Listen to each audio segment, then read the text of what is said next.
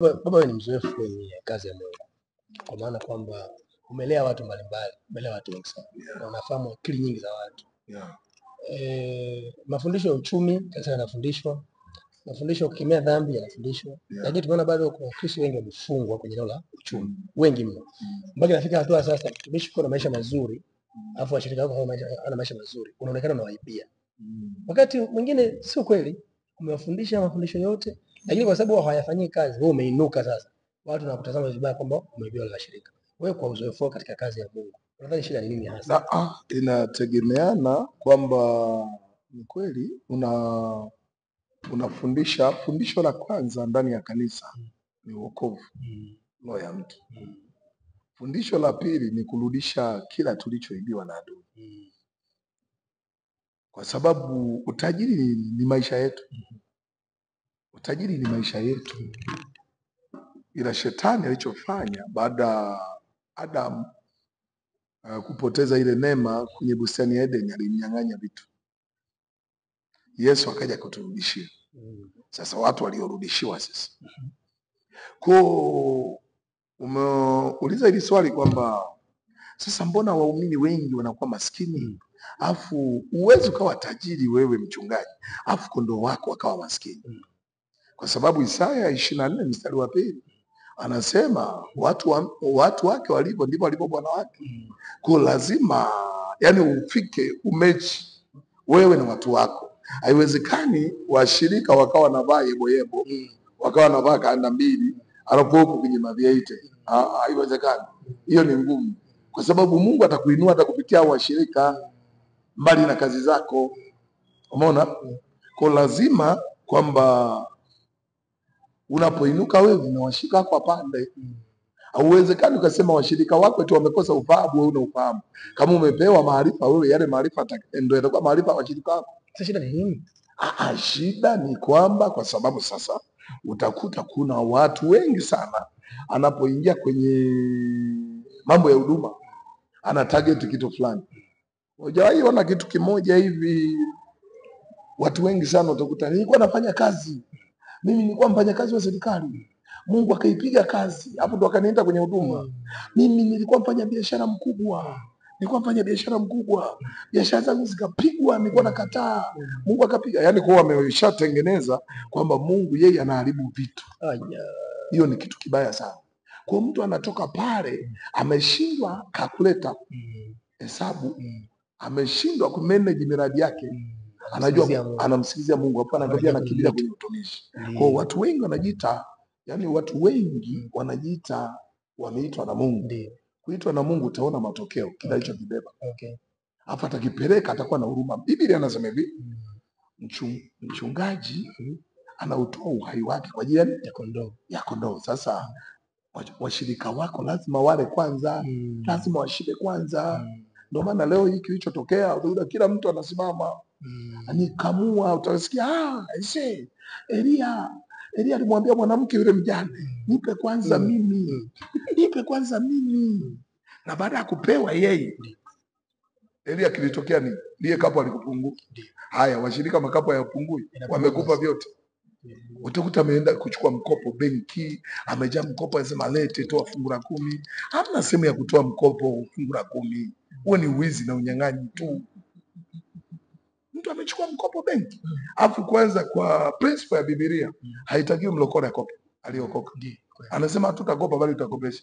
Lakini leo unashangaa walokole wengi ndio wanakuwa na madeni, wanafundishwa kakope. Kuna wachungaji wanakuambia kakope ili mniletee mimi. Sasa huo si utumwa huo. Akope mtu akuletee wewe. Una huruma. Na Biblia anasema asiyetunza wa nyumbani kwake ni mbaya kuliko asiyeamini. Kumbe Dennis nitakiwa wa nyumbani kwako atangulie kula. Hata kama wewe ni mchungaji, waambie washirika wako. Utakuta mtoto hata kaptula imechanika makalio shuleni, lakini anaambiwa wewe lazima uje ulete hapa. Kwa sio Mungu. Mungu anasema hivi. Hata ukisoma Kutoka nadhani 25:1 anasema wakatoa kwa moyo wa kupenda. Siku hizi utasikia toa vinavyouma ndipo Mungu atakubariki. Wapi imeandikwa kwenye Biblia? Hana ilipoandikwa toa kinachouma. Ibrahimu alitoa Isaka. Wapi imeandikwa? Ibrahimu alimtoa Isaka kwa kumjua Mungu. Ndio. Mtu atoe kwa kumjua Mungu. Mtu hajamjua Mungu atatoeje? Hawezi kutoa. Hata kama akitoa haitakuwa na maana. Haitakuwa na maana. Kwa hiyo lazima utangulie kumjua Mungu. Alafu toa kwa moyo wa kupenda. Ukifanikiwa ndio ukatoe.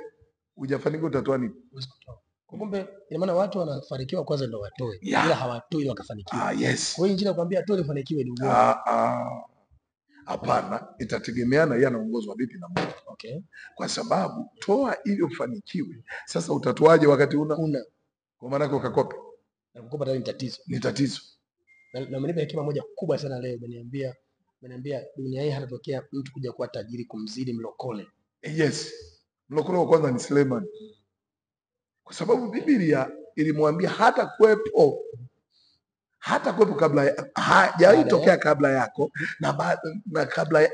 na baada yako hata kuwepo mtu tajiri kama wewe. Kwa matajiri wote tunao hamna kitu, hamna anaweza kumzidi mlokole. Mlokole cha kwanza anakuwa mfahamu.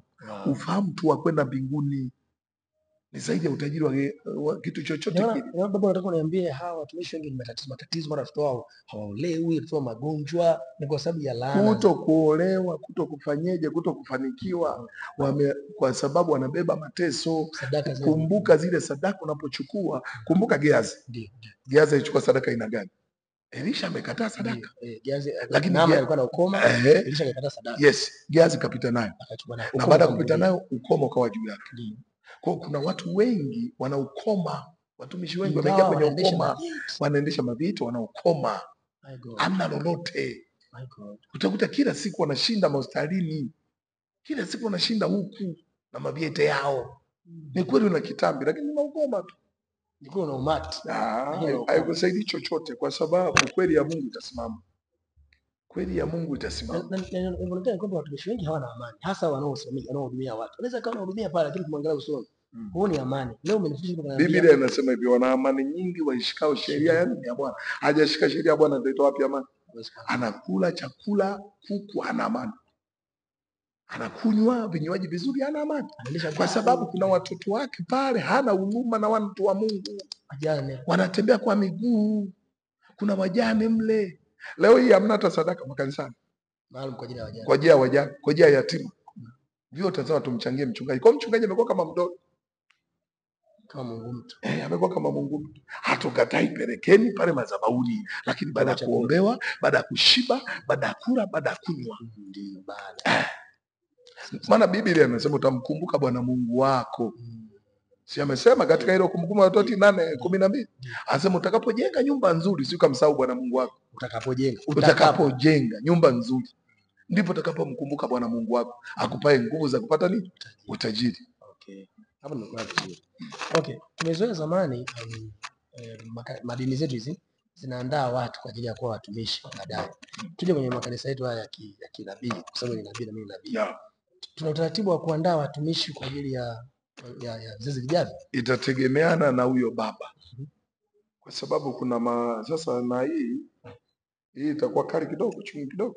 Kwa sababu kuna kina baba wengine hawataki watoto wengine wainuke. Na hiyo ni shida. Leo hii ndio maana unaona kuna mafarakano mengi kila kona. Baba atabaki kwa baba kiroho. Na inatakiwa heshimike baba. Na inatakiwa useme vibaya juu ya babako wa kiroho. Kwa sababu si ndiye aliyekuzaa katika Mungu.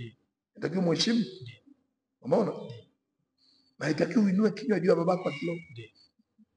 Sasa kitu ambacho kinatokea mara nyingi sana, kuandaliwa, watu wengi hawaandaliwi, hawataki kukaa chini na kuandaliwa.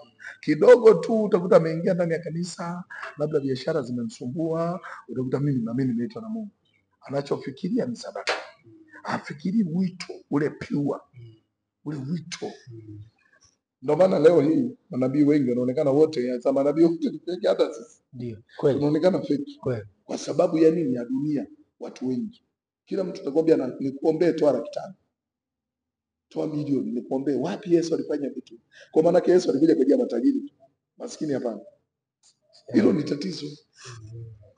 Okay. Sasa kwa hiyo maana ni kwamba hatuna utaratibu wa kuandaa baba, kwa sababu hata sisi wenyewe hatukuandaliwa. Ulitoka kwa Mbinde au nilitoka kwa Mbinde ukaanza. Kwa nini bado ile roho unayo? Lakini mimi naandaa watu. Naandaa watu. Okay. Sasa swali langu ni hili. Je, tuna mipango gani ya kubadilisha hii picha mbaya kwenye akili za watu kama manabii fake? Picha mbaya kuibadilisha ya manabii fake. Kwa sababu watu wengi hawajui, wanapinga wote manabii hawafai. Huwezi ukaiona fake bila kuwepo original. Ukiona fake ujue original ipo. Kuna wachungaji wa kweli wamesimama na Mungu, alafu kuna wengine fake. Kuna nabii wa kweli na nabii fake. Ila wengi wanaoinuka sasa, kwa sababu wanainuka kwa sura moja, utakuta tayari yani watu wao hali zao ni mbaya, hakuna mwenye unafuu. Kwa sasa hicho kitu ndio mtazamo wa watu, wanajua ile pure na fake ndio hiyo moja. Lakini kungekuwa na utofauti kwamba mfano wa kutazame wewe nabii Dennis umesimama katika kweli, unasimamia kweli, unaonya, unakemea uzinzi, unakemea dhambi, unaambia watu waokokeni, mjueni Mungu, muabudu Mungu katika roho na kweli, watu watamfuata tu Mungu wako. Lakini sasa shida utakuta tayari kila mtu atakayesimama hajai, yani shida ya manabii wengi wengi hawataki kuwaeleza watu ukweli. Kila anayekuja amekuja kufunguliwa, sio pokea magari, sio nini nini, atamwacha na dhambi, atamwacha na mateso, apati badiliko la ndani. Kwa sababu cha kwanza Mungu, shida ya Mungu ni kumgeuza mwenye dhambi awe mtakatifu. Ni kweli makahaba ingawa waje kanisani, lakini wanapokuja makahaba, Yesu kweli walimfuata, alikuwa na makahaba, lakini walibaki kuwa makahaba. Si walibadilika? Wakina Magdalena ndio walioanza kumtumikia Yesu baada ya kutoka ukahaba. Mwanzo wameanza wamekula na kahaba, wamekula pamoja na Yesu, hadi Mafarisayo wanasema huyu Yesu alikuwa nabii. Sangeona makahaba ilikuwa ni level ya kwamba Yesu anawatafuta wenye dhambi, lakini mara ya pili hawakuendelea kuwa makahaba, walibadilika. Kwa ndani ya kanisa lako haitakiwi uendelee kuwa makahaba, manake inatakiwa ubadilike. Anakuja kuwa kahaba, akiwa kahaba anabadilishwa, anaitwa mtakatifu.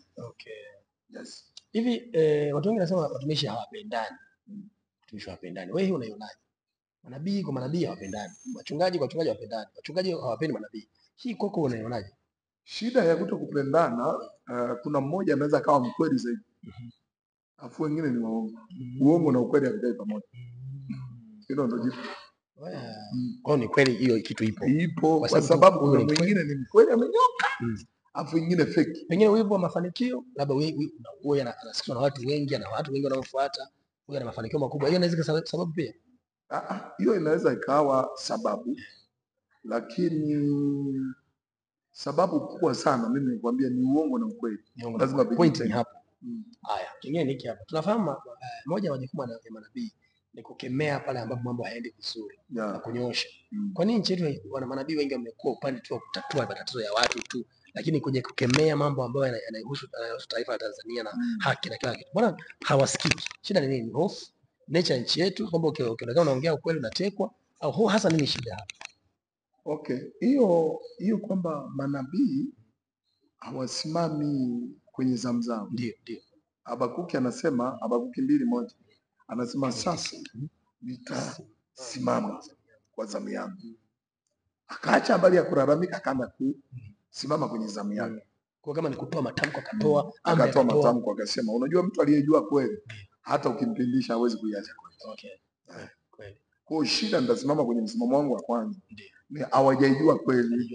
Kwa sababu huwezi ukasema tu mimi nitafungua watu bila, kwa sababu Isaya 58 nadhani, piga kelele usiache. Mwambie Israeli kosa lake. Sasa manake piga kelele usiache. Kumwambia mtu ukweli kwamba wewe unapotea, hiyo ni nzuri sana. Kwa kutokea watu ndio ile tafsiri kwamba sasa manabii hawapo. Kwa sababu manabii wa kwanza walikuwa nasimama, wanakemea, wanasema. Kumbuka hapo ni mfalme, amenyang'anya shamba, anatokeza nabii Elia, anamwambia hiki ulichokifanya hiki kama ambavyo huyo Nabosi, yani damu yake imelambwa na wewe, zitalala. Ametoka huyo kaja Yeu. Yeu neno mjeuri hatari. Na likatimia aliye neno. Sasa manabii wengi waoga. Hata watumishi wengi waoga. Mbali tu na manabii. Uoga wa mamlaka. Sio issue, mimi siongelee kuhusu mamlaka. Wanaogopa nini? Yaani uoga, unajua watu wengi sana uoga kwa sababu kweli si haiko ndani. Ndio. Kwa maana yake utakuwa muoga. Biblia inasema waovu kimbia wasipofuatiwa. Si kama baba wanaogopa. Waovu kimbia wasipofuatiwa na mtu. Wenye haki ni majasiri kama simba. Ukiona mtu anasema kweli ana haki nani? Swala mwisho. Wewe kama mwangalizi, nabii mwangalizi kwenye mkoa huu wa Mbeya. Ni kitu gani ambacho unasema mimi kwenye mkoa wangu huu nitahakikisha hiki na watu wangu nakifanya kwa ajili ya Mungu? Mimi cha kwanza kwenye mkoa wa Mbeya, kwa sababu umejumuisha pamoja na watu wangu. Watu wangu cha kwanza wamjue sana Mungu. Wow. Hilo ndo la kwanza. Afu la pili maisha yao yabadilike rohoni na mwilini. Ndio. Hiyo ndo hatua ya pili. Ndio. Unajua mtoto ana hatua za ukuaji. Ndio. Kwa uwezo kanijua saa hizi kwa sababu tuko kwenye hatua ya kukua. Nakuelewa baba. Na hatua ya tatu ni kusema kweli. Hatua ya tatu ni kusema kweli. Wao wa kweli. Na wewe mwenyewe wasimame na Mungu. Mimi nimenyoka. Wow. Hiki ni chuma. Kimenyoka hivi. Kinasaga? Hii ni mashine. Mashine. Kinasaga vyuma. Na kingine. Ndio. Kanisa ni kutatua matatizo ya watu. Ndio. Ni kutoa majibu. Ndio. Kwa jamii. Kuna wajane, kuna yatima. Biblia inasema dini iliyo safi ni kuona yatima na wajane. Kwa kama uoni yatima na wajane, ni chafu. Hata ufanyeje ni chafu. Okay. Sawa. Kwa cha msingi manake kutoa sadaka. Sadaka kutoa kwa watu walio magereza, kutoa sadaka kwa ajili ya watu wenye mazingira magumu, kutoa sadaka kwa ajili ya wajane. Okay. Bila kuwa matajiri. Kuna namna hii njia hatuwezi kuifikisha mahali. Wakristo wengi wanaonekana mabahili zaidi kwenye kusupport kazi ya Mungu. Kuna watu bado ni matajiri, na ni Wakristo, matajiri wakubwa. Wanajua kabisa kwamba Dennis ana neno la Mungu la kweli. Kwani unasema tajiri? Wewe twende hapa hivi. Kuna watu wanajua kabisa kwamba Dennis ana neno la kweli, Kasipa ana neno la Mungu la kweli, na wana fedha, lakini hawawezi kusupport kazi ya Mungu iende.